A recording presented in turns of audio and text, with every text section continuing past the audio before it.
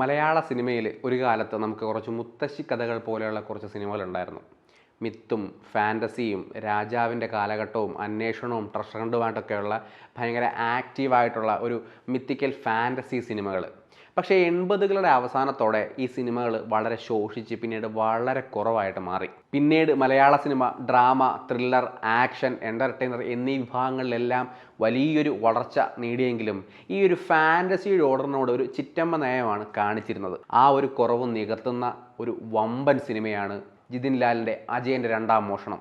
ഒരുപക്ഷെ മലയാളത്തിൽ തന്നെ ഏറ്റവും മികച്ചതും ഏറ്റവും വലുതുമായ മിത്തിക്കൽ ഫാൻറ്റസി സിനിമയായിരിക്കും അജയൻ്റെ രണ്ടാം മോഷണം. ഇതുപോലുള്ളൊരു അർബൻ മിത്തിക്കൽ ഫാൻറ്റസി സിനിമകൾക്ക് കുറച്ച് ചേരുവകളുണ്ട്. അതായത് ഒരു വളരെ പരിചിതമല്ലാത്തൊരു പുതിയ ഭൂമിക, അവിടെ വിചിത്രമായ മനുഷ്യർ, അവരുടെ ദുരൂഹമായ ചരിത്രം, അവിടെ ഇഴചേർന്ന് കിടക്കുന്ന മനുഷ്യ ജീവിതങ്ങളും ബന്ധങ്ങളും മിത്തുകളും. ഇതിനിടയിലൂടെ ഈ മിത്തിനെ എക്സ്പ്ലോർ ചെയ്ത് അതിനെ ഒരു വലിയ മിസ്റ്ററി എലമെൻ്റാക്കി മാറ്റി മുമ്പോട്ട് കൊണ്ടുപോയി ഏറ്റവും ഒടുവിൽ ത്രില്ലടിപ്പിച്ച് കൈയടിപ്പിക്കുന്ന ഒരു ക്ലൈമാക്സ്. ഈ കാര്യങ്ങളെല്ലാം തന്നെ സംവിധായകൻ ജിതിൻ ലാലും ടീമും വൻ വിജയം കൈവരിച്ചിരിക്കുന്നു. ഈ മുത്തശ്ശിക്കഥ കേട്ട് വളർന്നൊരു തലമുറ ഇപ്പോൾ തന്തവൈബ് ആയിട്ടുണ്ട്. എന്നാലും പറയാം, ഈ മുത്തശ്ശിക്കഥകൾ പറയുമ്പോൾ ചില കാര്യങ്ങൾ, ഒരു ഫാൻറ്റസി എലമെൻറ്റ്സ് പറയുമ്പോൾ ഈ മുത്തശ്ശിമാർ കുറച്ച് കൈന്നിടും. ഒരു വലിയ ഗുഹ, ഒരു വലിയ രാക്ഷസൻ, അയാൾ ഒറ്റ വെട്ടിന് 2 കഷ്ണമാക്കി, ഇതുപോലുള്ള എക്സാക്റ്റായ കാര്യങ്ങളുണ്ട്. സിനിമയിലേക്ക് വരുമ്പോൾ ഈ കൈന്നിടലുണ്ട്, ഈ ഒരു ഹൈപ്പ് ചെയ്യുന്ന എക്സാഗ്രേഷൻ, അത് നമ്മൾ പ്രൂവ് ചെയ്യേണ്ടത് വിഷ്വൽ, VFX ഈ 2 മാർഗങ്ങളിലൂടെയാണ്. ആ കാര്യത്തിൽ ജിതിൻ ലാലും ടീമിനും 100 മാർക്ക് കൊടുക്കുക. കാരണം VFXൻ്റെ കാര്യത്തിൽ അല്ലെങ്കിൽ അത്രയും സ്റ്റണ്ണിങ് ആയ വിഷ്വൽസിൻ്റെ കാര്യത്തിൽ ഒരു കോംപ്രമൈസും അവർ ചെയ്തിട്ടില്ല. ഇനി സിനിമയിൽ ആദ്യം എടുത്തു പറയേണ്ട ആൾ ടൊവിനോയാണ്. ഒരു young actor, youth icon star എന്നൊരു ലെവലിൽ നിന്ന് സൂപ്പർ സ്റ്റാർഡത്തിലേക്കുള്ള ടൊവിനോയുടെ എൻട്രിയാണ് അജയൻ്റെ രണ്ടാം മോഷണം. ഇതിൽ 3 വേഷങ്ങളാണ് ടൊവിനോ കൈകാര്യം ചെയ്യുന്നത്: കുഞ്ഞിക്കേളു, മണിയൻ, അജയൻ.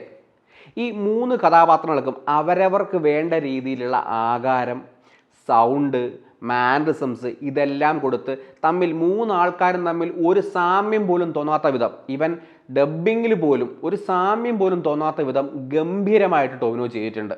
ഒരുപക്ഷെ തൻ്റെ താരത്തെയും തൻ്റെ ഉള്ളിലെ നടനെയും അദ്ദേഹം ഈ സിനിമയ്ക്ക് വേണ്ടി വെല്ലുവിളിച്ചിട്ടുണ്ട്, വിജയിച്ചിട്ടുണ്ട്. പടത്തിൻ്റെ ഒരു ഒഴുക്കിനെ വെച്ച് നോക്കുമ്പോൾ, അല്ലെങ്കിൽ ഈ ഒരു ഭൂമിക, 3 കഥാപാത്രങ്ങളോടെ വളരുന്ന മിസ്റ്ററി, ഇതെല്ലാം വെച്ച് നോക്കുമ്പോൾ സിനിമാറ്റോഗ്രാഫി ആൻഡ് എഡിറ്റിംഗ് സിനിമയുടെ ഒരു ഫ്ലോയ്ക്ക് അല്ലെങ്കിൽ നമ്മൾ കണ്ടിരിക്കുന്ന ഒരു ഇമ്പാക്റ്റിന് വലിയ പങ്ക് വഹിക്കുന്നുണ്ട്. തൻ്റെ ആദ്യത്തെ പടം ഒരു ഫാൻറ്റസി മൂവി ആയിരിക്കണം, അത് ഇങ്ങനെയൊക്കെ ആയിരിക്കണം, അതിന് കൃത്യമായിട്ട് പ്രീവിയസ് ചെയ്ത് ഏതാണ്ട് 6 വർഷത്തോളം നീണ്ട പ്രോസസ്സിലൂടെ പല പ്രതിസന്ധികളും മറികടന്ന് തിയേറ്ററിൽ എത്തിച്ച് വിജയിച്ച ജിതിൻ ലാൽ എന്ന പുതുമുഖ സംവിധായകനെ ശരിക്കും കൈയടി അർഹിക്കുന്നുണ്ട്. ചിയോദിക്കാവ് എന്ന ഗ്രാമം, അവിടുത്തെ കുറച്ച് മനുഷ്യർ, അത് അവതരിപ്പിച്ച കഥാപാത്രങ്ങൾ, അതിലെ set pieces, art work, costumes എല്ലാം കൊണ്ട് തന്നെ ജിതിൻ ഇതൊരു ഫാൻറ്റസി മൂവിയാണെന്ന് പ്രൂവ് ചെയ്തിട്ടുണ്ട്.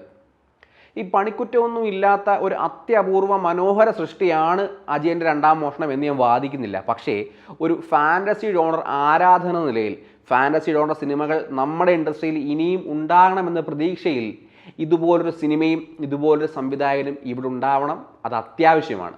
അതുകൊണ്ട് തന്നെ ARM ഒരു വലിയ തുടക്കമാണ്, ഒരു നല്ല തുടക്കമാണ്. ARM അജയൻ്റെ രണ്ടാം മോഷണം ഉറപ്പായിട്ടും കാണണം, പറ്റുമെങ്കിൽ 3Dയിൽ തന്നെ കാണണം.